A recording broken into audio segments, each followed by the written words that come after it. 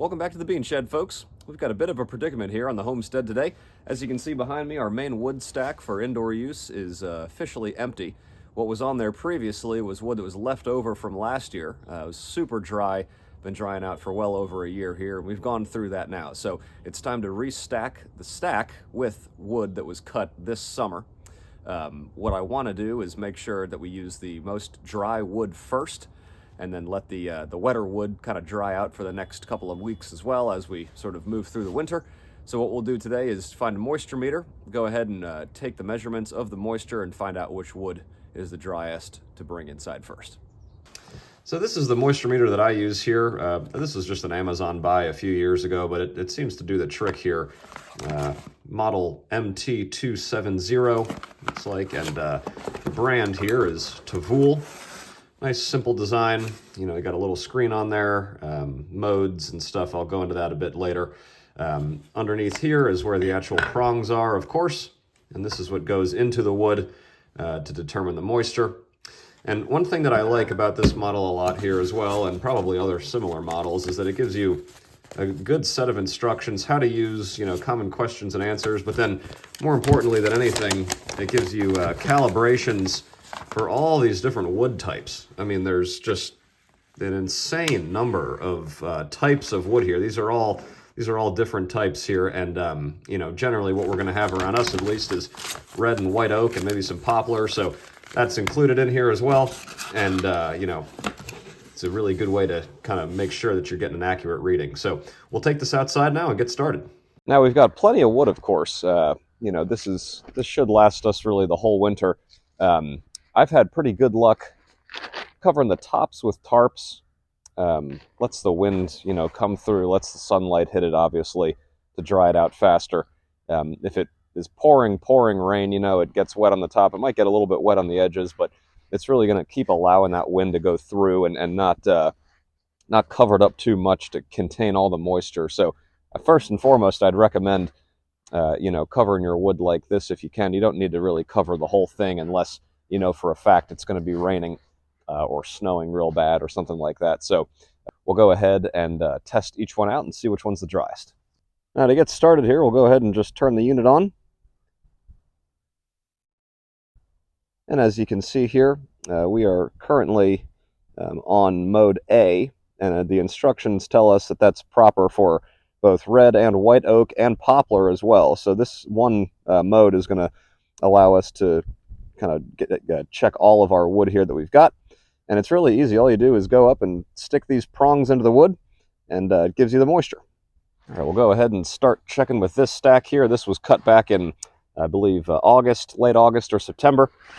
So again, all you do is jam those prongs in there. And as you can see, we're about 13.7% moisture, which is good. You want to be at or below that 14% mark. You know, anything above 14, 15, up to 20% is going to be too wet. So we're good here. We'll check another couple of pieces in this stack just to see. About 11 down there. Just about 11 here as well.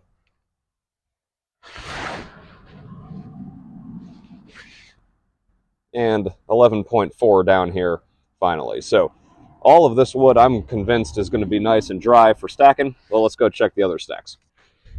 We've got about 11.8 here, 11.6, 13 on this one, so a bit higher. Let's check one more. 10.8. So still pretty good, I'd say, here for the second stack. Stack number 3. 13.1, 11.6, 13.3, 13.8. I think the further in you stick this thing, the higher the moisture is going to read, so it's probably a good idea to get in there as much as you can. Those were the 3 oak stacks. Let's check the poplar now. 14.2, got 17 here, a bit higher. 15.6, let's try one more. Oops. Ooh, careful now. Don't want to be pushing these out the back. We got 18.6 on this one. So just based on that 5-minute test here, it looks like The poplar is probably not the first to go. So what I think we'll do is start on the far end, take that down first, stack it up, because that seems to be the driest, and then kind of come down from from right to left as the season goes on. And that'll be that. Do yourself a favor, people. Get yourself a nice wheelbarrow. Don't skimp out on it. The 2 wheels in the front is the way to go, in my opinion. Make sure it's metal, and just it'll just make your life so much easier. There's no comparison to a good wheelbarrow.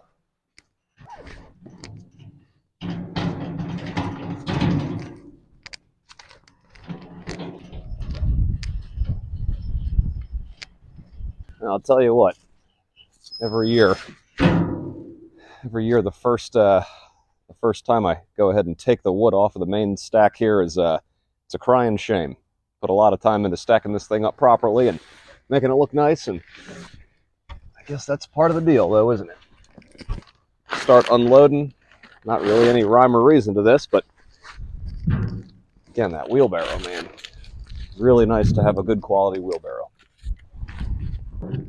Now, one thing that I've learned over my time here doing firewood as the primary heat source, which has been, well, this is the 4th year now, is that you don't want to cut the logs too small.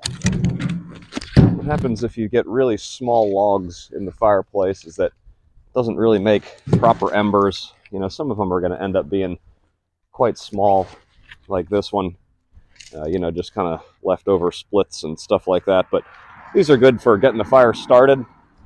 But once you really have it roaring, it's good to have some big, thick pieces. The reason is that once it burns down, it creates, some good size, really big embers. And that's what actually causes the most heat. It's not really the flame so much as it is the embers, after a fire going for maybe an hour or so. So don't cut your logs too small. Probably a good idea to have, some logs that are intentionally cut a little bit smaller just for starting purposes, and all that, which I do here as well. But the big logs are going to make it the fire a lot more efficient. The other thing too is that you can always cut these a second time if they're just way too big. Take an axe, take a splitter, whatever you have, and cut them down if you've overestimated the size up front.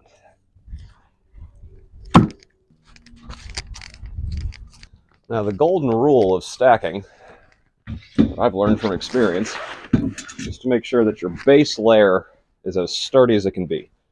Put your biggest logs on the bottom. That's going to allow for a nice strong base. Not going to go anywhere.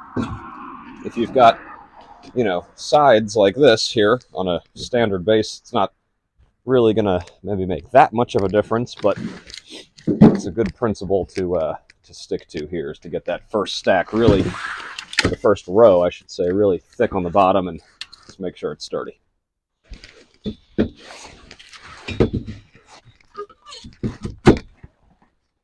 Now I'm very happy with that as our first little row. So what we'll do is kind of keep it going and get this thing stacked up proper. Are you going to help me, bud? Are you going to help me? Kid doesn't even pay rent.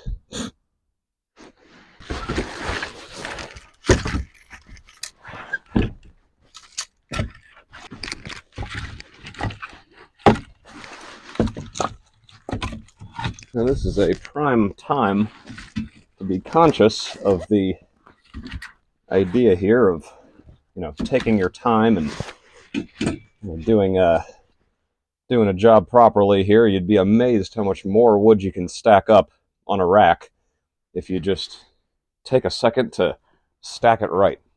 One for the eye, if you will.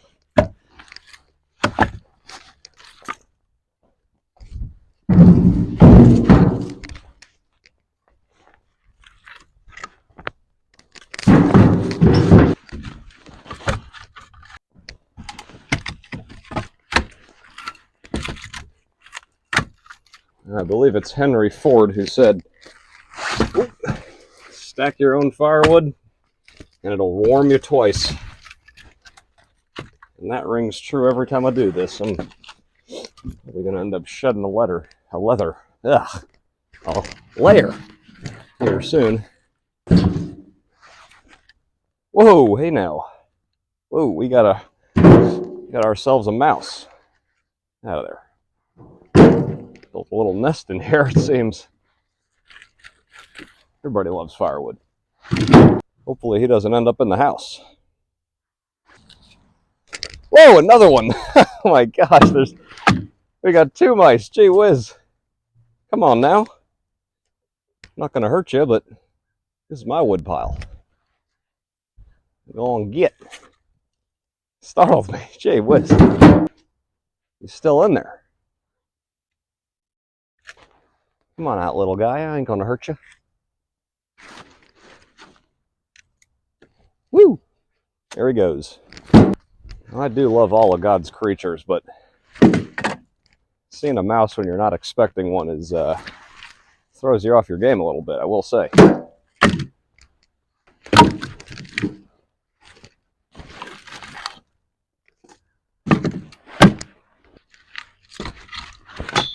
You know, there's something to be said with everything going on in the world these days and all the tragedies everywhere. It's really nice to be able to get out and be with your thoughts. Stacking and restacking wood here, it's definitely a labor of love sometimes, but I'll tell you what, there's nothing quite like enjoying the fruits of your labor, sitting inside, a nice fire going. Nothing quite like it. You gonna get that mouse, bud? You gonna get him when he comes inside? He knows how warm it is in there. Oh yeah, we're gonna get him. At this point, I'm totally expecting to see another mouse. Should we go for 3?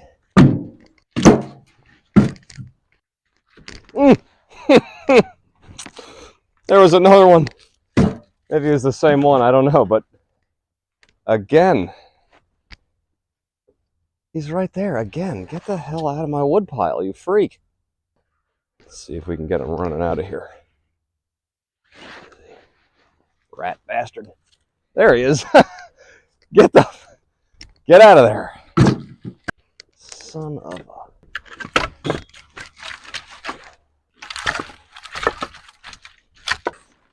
That I actually wrote for this one. Keep this covered here. Say goodbye to our little mouse friend, wherever he may be. Don't come back. Put that on there just to weigh it down, keep it from blowing around too much. Now I'd say that looks a lot better. It's going to make our lives a lot easier here moving forward. The reason I have a stack here, in addition to all the other stacks out there, is because we've got the door to the main house here, of course, and just saves a lot of time walking back and forth, you know, to try and get a bag full of wood here every time you need to add some logs. So definitely a good thing to have some stacked up close to the door. Hope you got something out of this video. The moisture meter is a real good tool to have if you're doing this as a full-time heat source. Definitely would recommend getting something like that to make sure you're not burning wet wood. It's going to reduce creosote in the chimney and hopefully prevent a chimney fire from going up. So we'll do more wood stacking moving forward. Gonna go burn through this first, and hope you enjoyed the video. Come back next time, and don't forget to subscribe if you like this kind of stuff. We'll see you on the next one.